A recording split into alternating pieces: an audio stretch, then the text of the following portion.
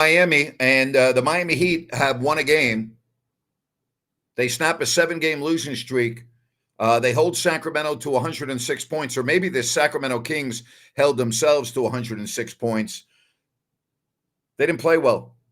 They did not play well, and they lose 115 to 106. We're going to take your phone calls on this post game, and we bring in Ryan in Sacktown. Your thoughts on what you just witnessed, my friend? I think it was a tough ask coming into tonight. You nailed it at halftime, saying it's a Heat team that you don't see them losing an eighth in a row, but the zone defense ate the Kings up tonight, Grant. There's just no other way to put it. Yeah. So let's talk more about that. This is the NBA, right? So these players are the best at what they do. Shouldn't you be able to adapt to that defense after a period of time? They didn't seem they were able to do that. It's a great point. You should be able to. And it's not just that it's the NBA, Grant. I mean, these guys have been playing basketball their entire life. So it's not this but they're system. the best of the best in the world. They're the best of the best. Yes. So you would think that you're not relying on the coaches. You can find nooks and crannies and ways to beat the zone absolutely off of feel. So the Kings have trouble with that. And on the surface, running a zone against the Kings, you think it'd be crazy. But maybe this year, Grant, the way they're shooting the three, it's not a bad idea. Yeah. I look at the numbers for Sacramento. They shoot 12 of 40 from downtown. They shoot 44% overall. All right. And I thought they did a nice job taking care of the basketball. They only had 9 turnovers. But what did we say on almost every game? Live by the 3, die by the 3. Make threes win, miss threes lose. Tonight, they didn't make their threes. They only had 12 of 40. They lost the game. Same story. Well, Grant, come in and we talked on the pregame show about pace with this game. Miami in the bottom third of the league in pace. Actually, I believe it's right around 97 is their rating. So the Kings much higher than that. They want to play at a higher pace. The Kings did what Miami wanted tonight, right? They didn't change the script based on how they want to play. And then can we talk about free throws again? It's just the most puzzling damn thing, is it not? It is. I mean, Grant, there's no other way to explain it in my eyes as somebody who's played the game before, not at this level, but it's mental to me because the numbers show last year, these guys that are missing the free throws could make free throws a lot better statistically. 12 of 18 tonight. Very good point by Jay here. He says, we had wins playing poorly. We didn't bring a better team game tonight. We need more than 2 guys to have solid nights to beat most teams. Very true. And that's true of a lot of teams in the league, but that's very true. It is good. Good job by Jay. We're going to be taking your calls all night tonight. So scan that QR code. We will put the link to join the show in the chat as well. But we're going to kick it off tonight with Paul. Paul, welcome to the show. You're on with Grant and Rhino. Hey, Paul. Hey, tonight, man, Keegan was just absolutely incredible. Beast. I've never seen a team in the 5th seed in a conference be so atrocious at free throws. It just blows my mind. I mean, those are 6 easy buckets that, 6 easy points. You're in the game. I know you're going to miss a couple here and there, but it's just, and then the zone defense, you guys already talked about it. It's just their offense just stops. And it shouldn't stop. I mean, over maybe a 2-minute stretch until you figure it out. But after that shouldn't happen. It should not happen. Not to a good team. And I consider the Kings a good team. I don't think they're a great team. That shouldn't happen to a team of the Kings caliber. It just shouldn't. It shouldn't happen to any NBA team. I mean, again, a zone switching up the defense can have an impact for a short period of time, but it shouldn't have one as long as it affected the Kings in this game, in my opinion. And I think that they don't figure out a way to get the ball in the paint and drive to the basket, and it just their whole offense stagnates. And when you got, I love Fox shooting threes at a high clip this season, but man, when he's going 1 of 8 from 3, you got to get that ball in the paint and get to the hoop. I mean, that's his bread and butter, and I think it just completely opens up the entire offense. Fox was terrible tonight. He was awful. It was one of his worst games of the year, in my opinion. Not only did he not shoot the ball well, he only had 2 assists, guys. Only 2 assists. Yeah, Bingo, Grant. that's pretty brutal. But the Kings end the night with 26 as a team, obviously not 40, which the Heat end with. By the way, 50 is the record this season, or the high this season, by who the Kings play next, Indiana.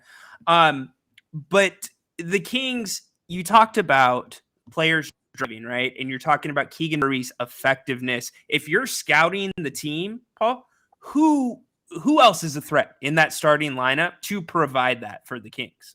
Because it's De'Aaron Fox to me. Yeah, it's Fox. I mean, Monk hasn't been himself at all, and the bench has suffered big time from it. I mean, he's the driving force of that bench, and in certain situations, I don't know what the health status of Alex Len is, but sometimes I look at JaVale McGee, and he's been a very good player for the Kings, but man, sometimes he's just all over the place. Well, he only played 6 minutes tonight. Yeah, something's got to happen with that zone. It's just when I watch him, it's unbelievable to me. I don't understand it. Yeah, luckily, Paul, sorry to step on you. Luckily, the Kings don't see a lot of zone defense. Will that change after the tape comes out tonight? Maybe. Yeah, we will see. But we appreciate you calling the show, Paul. So, Grant, I want to you're talking about how the players don't adjust, right? They're NBA players. So, Katie was on the radio this morning, and she was talking to Jay Triano, Kings assistant coach, about Harrison Barnes and his latest run before this evening. And Jay Triano basically said, well, look, we let the guys play a free-flowing offense, and just as of recently, we noticed that on a lot of nights, Harrison Barnes has an advantage with whoever's guarding it, because teams are literally seeing Harrison as just the 5th guy on the floor.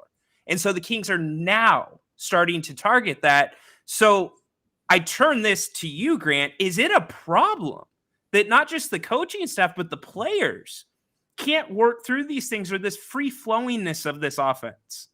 To me, that's an issue, that you can't identify that problem. When you and I talk about this problem every single night, we see we see the problem in the chat every single night with Harrison, Kevin. Yeah. So is that lip service, or is it an NBA coaching staff? It may be, because I find it hard to believe that a National Basketball Association team with 8 freaking coaches and scouts all over the world would make a revelation that they've just noticed that after the halfway point of the season that this is a trend.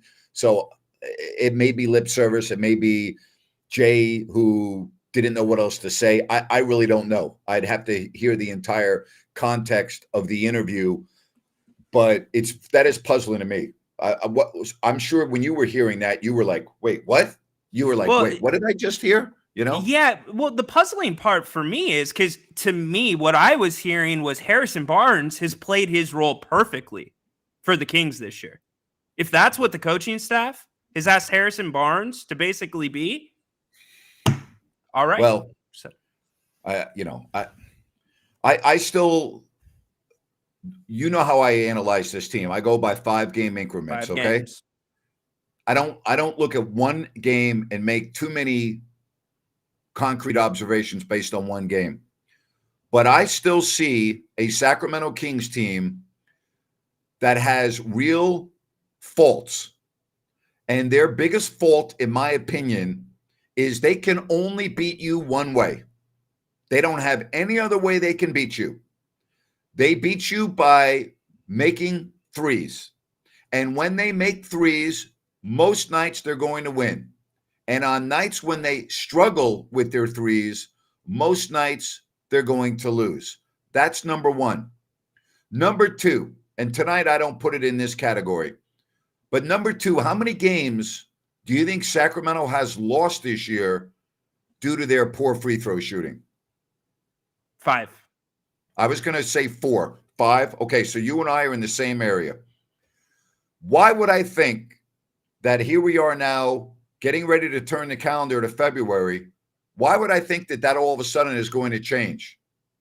Right? You don't. You're right. No. Sure. So that's going to plague this team at times coming down the stretch, which could really affect their playoff seeding. There's no doubt about it, Grant. I mean, it's something, and that's why it's an interesting conversation, because you do the 5-game segments, and the free throws are a problem.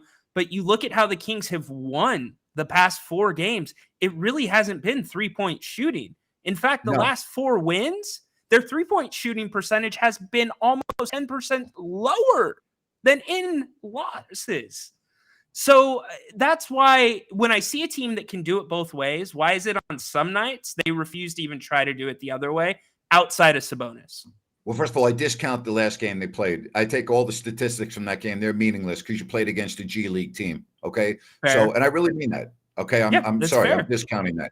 I'm not discounting it, but I am putting a little note next to the fact that the game before that, the Dallas Mavericks have played the night before, which does affect statistics in a game. It just does. Mm-hmm. I mean, I don't have the analytics in front of me, but it does. Yeah. So I always go by the eyeball test. I know everybody is so stat driven, and I get it. Okay. And maybe I'm a little old fashioned that way. I let my eyes tell me whether a team is good or not and whether they have faults or not, more so than analytics and all the stats. I go by what my eyes tell me. And my eyes have told me this year with this team that they can look very, very good at times, as an elite team at times. And then all too often, they can look like a non-playoff team. So I keep going by the inconsistencies of this team. I'm well aware of what the record is. I'm very well aware that they're 5th in the West, and all of that is fine and dandy. But I go back to the big picture. To me, I don't know how the Kings fans feel about this.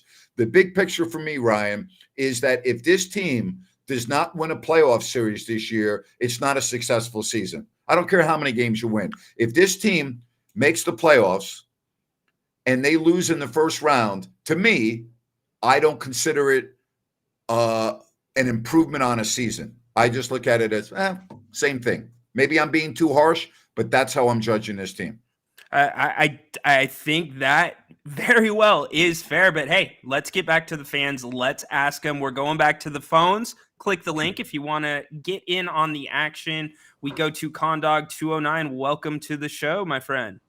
Yeah, well, I finally figured out how to change the background. Nice. You like it. Now you just got to flip your camera. So it's not Rina or Oa. There you go.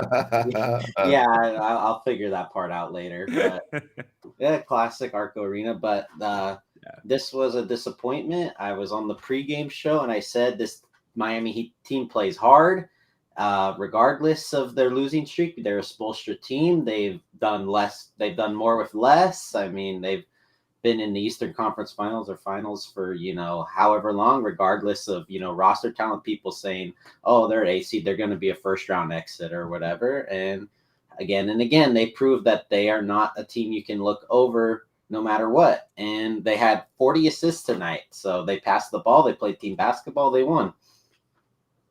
Well, at halftime, I didn't think the Kings were going to win for those reasons. Miami's too good of a team to lose 8 games in a row. They just are. They're too good of a team to lose 7 games. They're too good of a team to lose 4 games in a row, and they had lost 7. So, all these things worked against Sacramento tonight. Now you look ahead to the game coming up with Indiana. Now you've got all the advantages on your court because the Pacers play in New York tomorrow, and that's a big game against a Knicks team that's playing very well. It is and then when they play the Kings the next night, it's their 3rd game in 4 nights. So Sacramento's going into Indiana. They could not ask for a better scenario with the Pacers coming off 2 games against big-time opponents, the Celtics and the Knicks, and no days off to get ready for Sacramento. So I'm looking at this next game, not to blow off what you're saying about tonight. You could not ask for anything better if you're Sacramento going into your next game. No, not at all. We've had this road trip actually is favored, us with the opposite night of the back-to-back. I've said this before, and I've said this about the free throw shooting, how we're worse than a Pistons team with historically bad Ben Wallace at the line. it's been this whole season. And I saw in the comments section how this team scored 170 last year. I don't think this team this year could score 170. No. And there's a lot of criticism on De'Aaron Fox. So I'll ask both of you, do you think that's fair? Do you think the criticism that he receives when the team loses? I know he played poorly tonight, but, that's okay. You're going to play poorly once in a while. Do you think the criticism that he's receiving on our chat line tonight is justified? Ryan, we'll go with you first. No. I don't If we're talking about on the court performance, Sacramento, have you forgotten the last what was it, Grant, 9 years before De'Aaron was here? Come on. Yeah. Now off the court with the communication and whatever happened between him and the organization, that could have been handled differently in my eyes. Yep. Condog? Yeah, Fox, players have slumps regardless of who they are. I've seen it with superstars before. They just hit little roadblocks now and then, but I'm expecting Fox to probably bounce back sometime around the All-Star break, give or take. Well, he better bounce back against Tyrese Halliburton coming up on Friday night. That's when he needs to bounce back because, even though the Pacers are going to be on the second of a back-to-back, I mean, that's a huge game for Halliburton. You know that. We all know that. Oh, yeah. Ideally, yeah.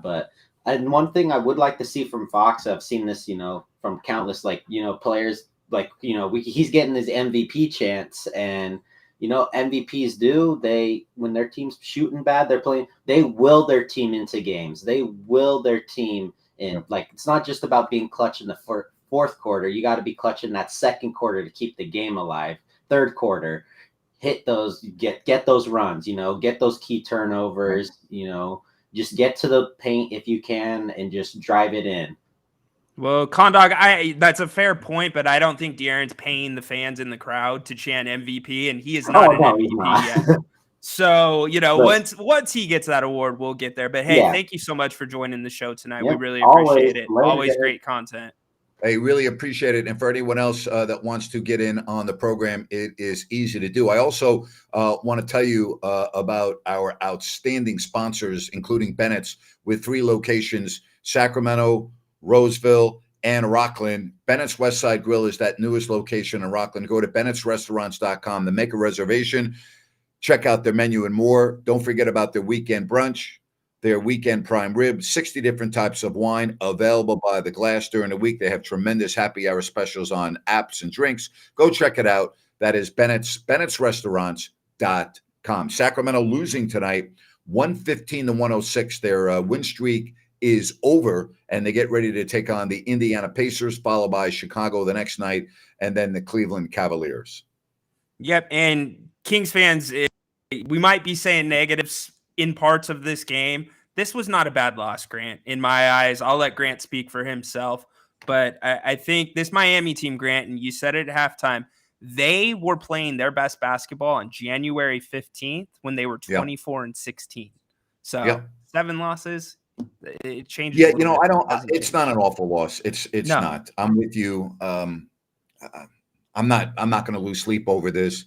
You now have a day off and you get ready for a team that is going to be a little tired. All right. They're going to be playing their 3rd game in 4 nights. They're going against the Knicks tomorrow night in Indiana.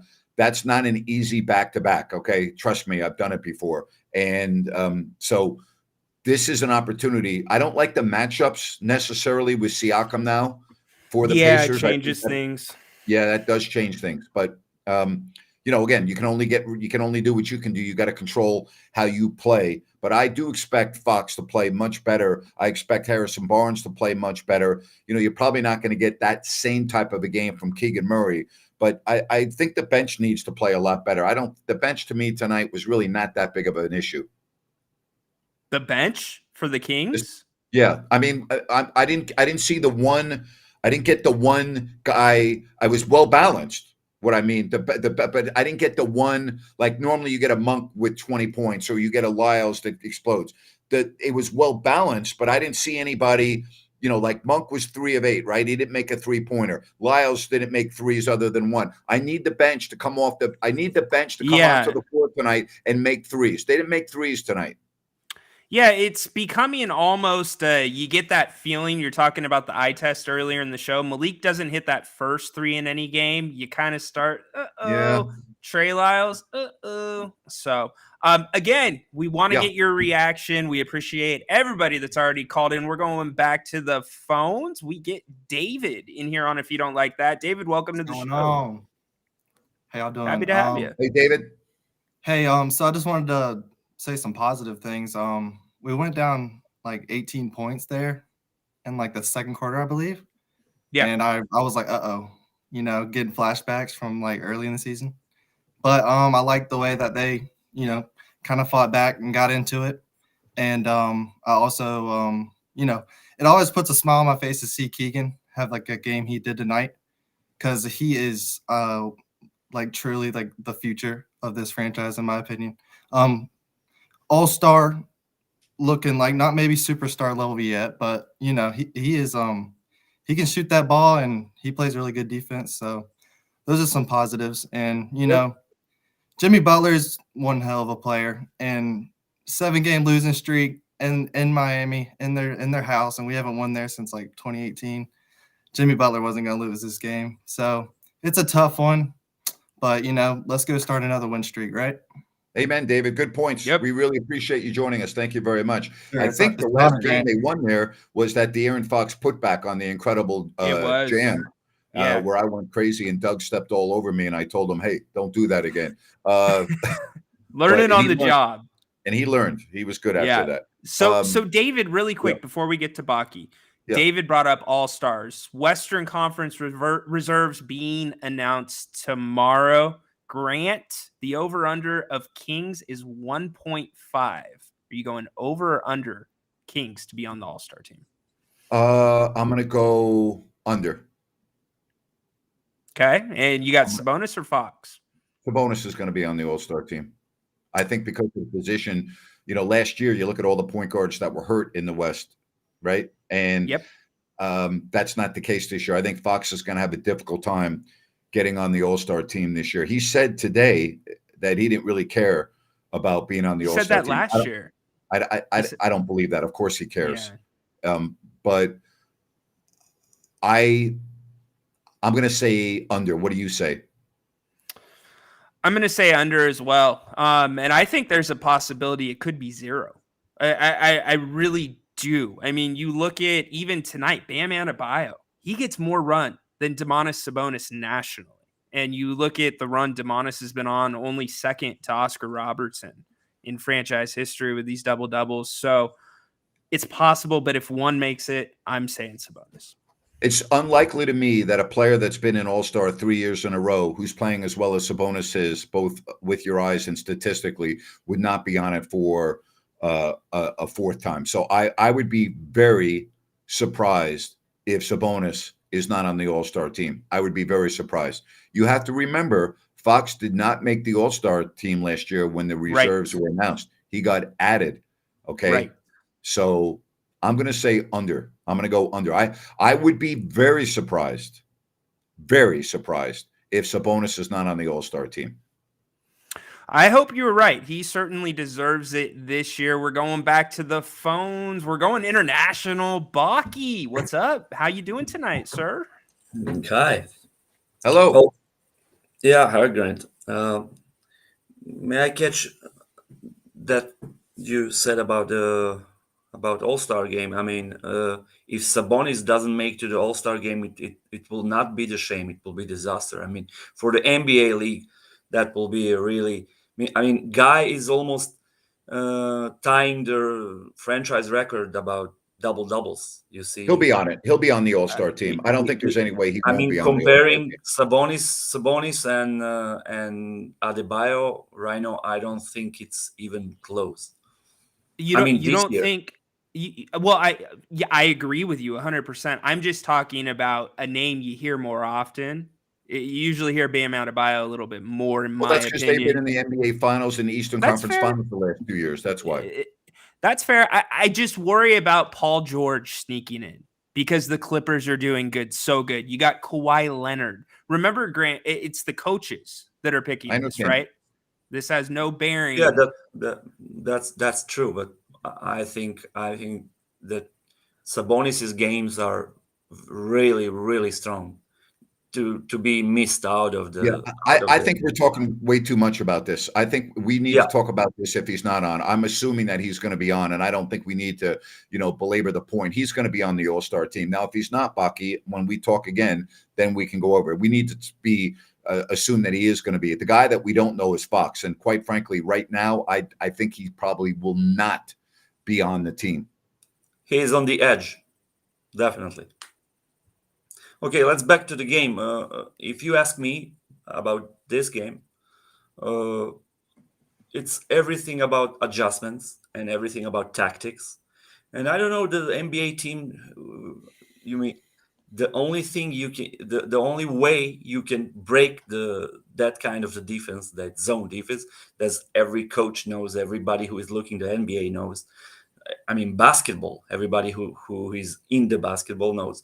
You just Yeah. need to move the ball side to side. One more dribble, and they are out. But I don't know. Sacramento didn't do the right thing tonight about that defense, and that was very costly. And also, 3-point shooting, as Grant said. I mean, live by the tree, die by the tree. Definitely, definitely, because I don't know what was we were at 20 something percent of the trees, and they but also I need to say one more thing about Miami. uh, we witnessed another awful game from Miami, if you ask me, because that was nothing special from Miami. They are searching for their offense. They're putting the ball to the Jimmy Butler, and he's driving to the hole, and that's all when they're in the trouble. And what will happen if this Richardson guy didn't make all those 3-pointers? They will probably lose the game. Yeah, but he did. Yeah, it did, but how many trees? He did. Well, He Baki, they he. had They had 40 42 assists. buckets. They had 42 buckets tonight and 40 assists. Yeah, so, I I don't mean- think they were looking for their offense. Right. Well, I don't know, but I don't think that Miami's offense was anything special. I mean, they didn't win the game tonight, but Sacramento lose it. No, I don't agree with that at all. I'm sorry. I Okay. disagree with that. I mean, I think the Kings could have played better? Yes. But when you have 40 assists on 42 made baskets, I got to credit the opponent. That's really, I Yeah. thought the Miami ball movement, I thought their offense was very fluid for the four quarters. I thought that maybe the last 5 minutes of the second quarter is the only part of the game where I thought Miami got thoroughly outplayed. But Baki, I'm sorry, I disagree with you a little bit. I think Okay. Miami won the game tonight. We have another opinions. No problem with this. But Yeah. if you take you said about free throws. We missed Yes. many free throws. Six. We missed so many 3-pointers. What was the score from the 3-pointers? We had 30. They only shot 30% 12 from of three. You're 40. right. They did not shoot the ball well from Yeah. three. They ended up. So- Their numbers Or were 13 to 28. Excuse Yeah, me. thank 13 to you. 28. So only 50% of those 3-pointers and 50% of those missed free throws. What will the score be? They were 12. Yeah, but Baki, you can't look at a game like that and say if. Okay, Yeah. you just can't, because I can look at you and come back at you with ifs from the Miami Heat. Well, gee, you know what? If this guy didn't do this, or if Rozier had made one more three, which he normally makes. I mean, you got to be careful with the ifs, Baki. I mean, listen, I'm okay that the Kings, I would say they didn't play an A game. I think we could all agree on that. Yeah. But I do not agree with your assessment that Miami did not win this game. I thought Miami played well enough to win this game. I thought their team element, and here's something else, guys, and Baki, I don't know how you feel about this. They outcoached the Kings tonight. Their game plan gave the Yes. Kings fits, and the Kings coaching staff could not have their team adapt to what the other team was doing. So let's not discount that. Tonight, Eric Spoelstra's staff outcoached the Kings staff. I'm okay saying that Yeah. tonight. That was my 100%. first point, the defense from the Miami. So they tried to put that zone defense. Okay, yeah. Okay, they tried to put that zone defense and it worked out, right? But what we did to avoid the problems with the zone defense? I mean, I don't see anything positive attacking the zone defense tonight, Well, Baki, especially in yeah, the second half. Especially in yeah, that second half. Baki, I think Grant and I, and even Jerry Reynolds, to agree. And thank you so much for the call, Baki. By the way, Thank you, Bucky. It's always great having you on, bud. Yeah, I think we all agreed the Kings were not efficiently attacking the zone in the first half. I No. mean, swinging the ball around the perimeter, Baki, is one way of breaking the zone, but the way you really break a zone is get the ball in the middle. Yes, you go middle, inside, outside. Bingo. And that just was not happening. Okay, so do you agree or disagree with me about what I said about the coaching tonight? I agree with you 100%. They targeted matchups they wanted. They clearly said, we are going to make the Kings use every second of the shot clock on offense that we can. And the game plan was the Kings have finishers, but they don't have creators. Let's make them create. And individually, the Kings could not create offense tonight outside of Keegan Murray. I want to tell you about New Works Plumbing. They've got a fix for you. Just go to sackserviceplumbing.com for all of your plumbing needs and repairs. And remember, they are available 24/7 if you go to sackserviceplumbing.com or you have that number on your screen. New Works Plumbing, they've got a fix for you. No fix for the Kings tonight, though, as they lose 115-106. Listen, it's their first loss of this 7-game road trip. If I had told you that the Kings would be 3-1 going into Indiana, you would have been, waving your pom-poms, Yeah, so 100%. So I'm looking at, again, I'm looking at the big picture. I'm okay with the loss tonight. I really am. But now you get into, as you said, you really get into the meat of this road trip right now. This is the meat and potato of the road trip. And you remember how, Grant, the Kings did not finish the last road trip well. So I think that's why it's all that more important, especially what have you harped on? What's waiting for them when the Kings return home? Well, they got Detroit, then they have Denver, then they go on the road to Oklahoma City, Phoenix, and Denver. That's a tough stretch. And you talk about 7 games in a row that the Miami could lose. The Kings could easily have a stretch like that. Hey, I want to say something before we go on. A guy that has been a big contributor to this program and to my content over the years, Amir. Amir has been very generous with his donations, but more than that, he's been very generous with his support. He just lost his dad. Mm-hmm. And Amir, I know you're not watching right now, but my heart goes out to you and your family.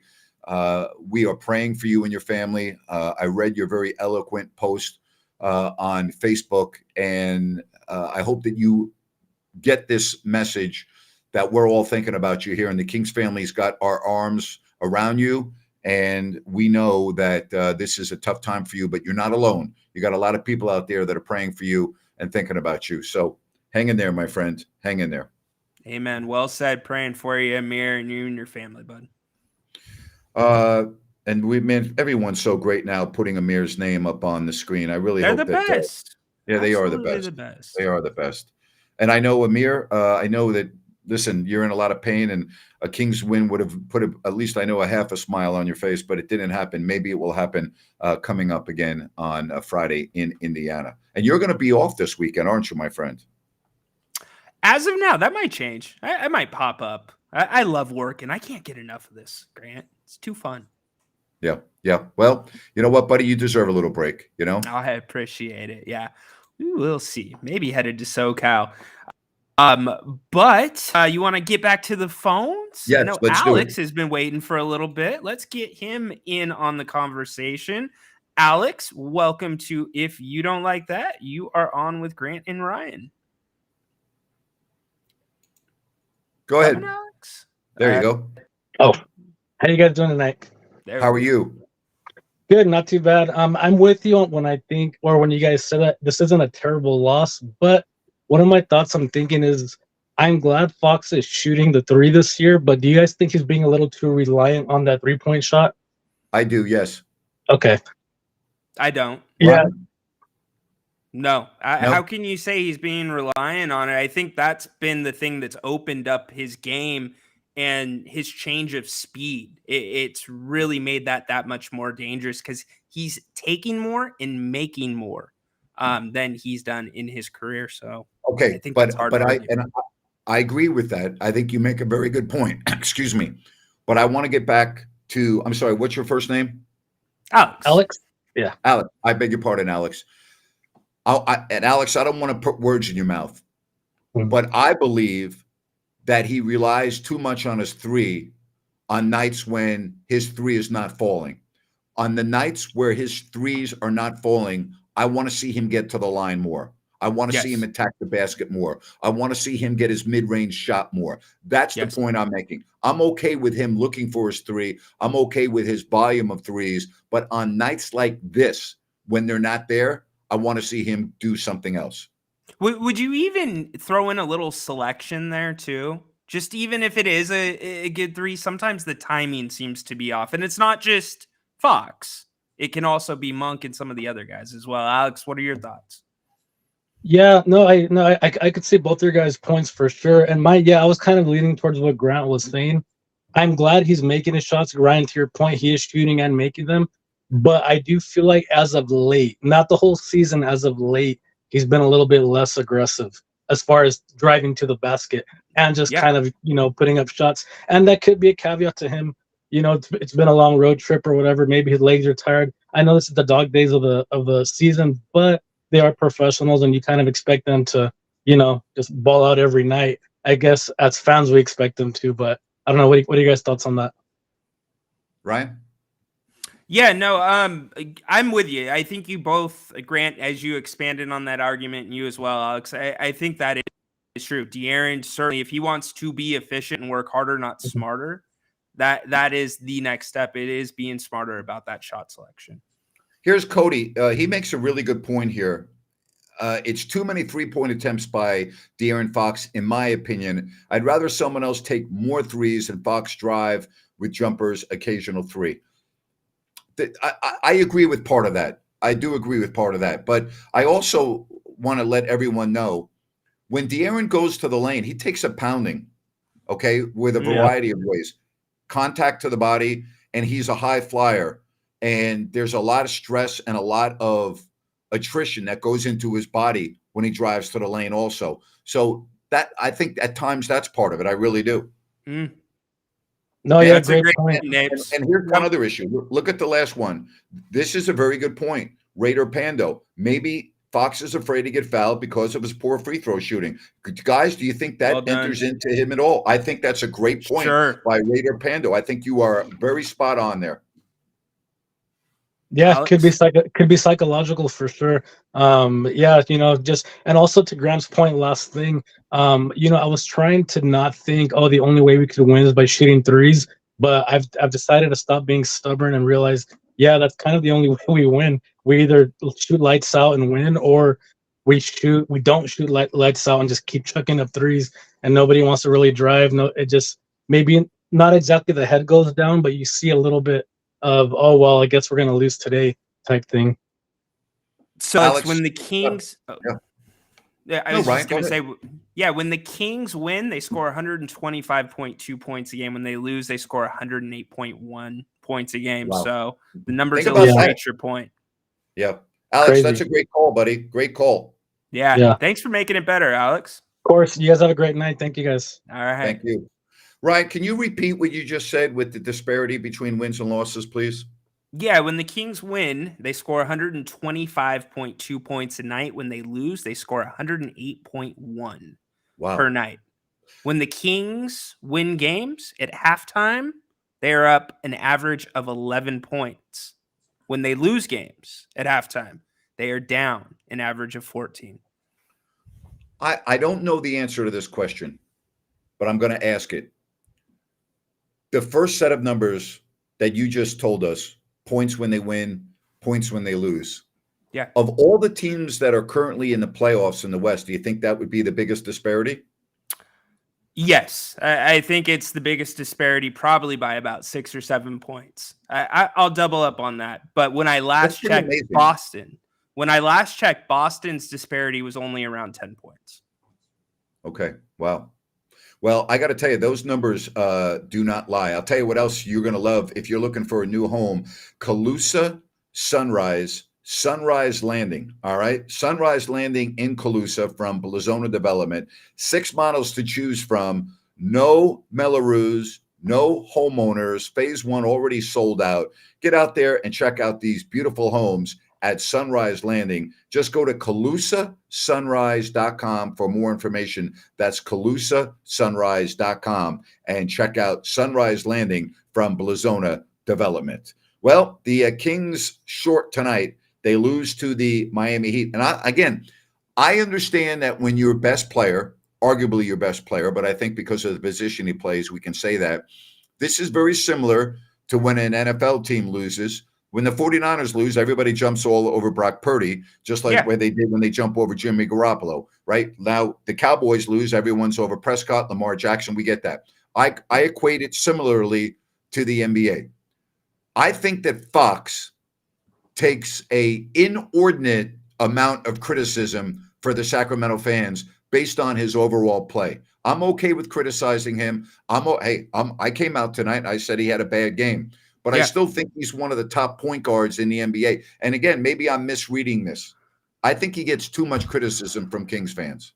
Was De'Aaron sensitive? And I know it was earlier in his career, but was he sensitive when you were around the team and working for the team?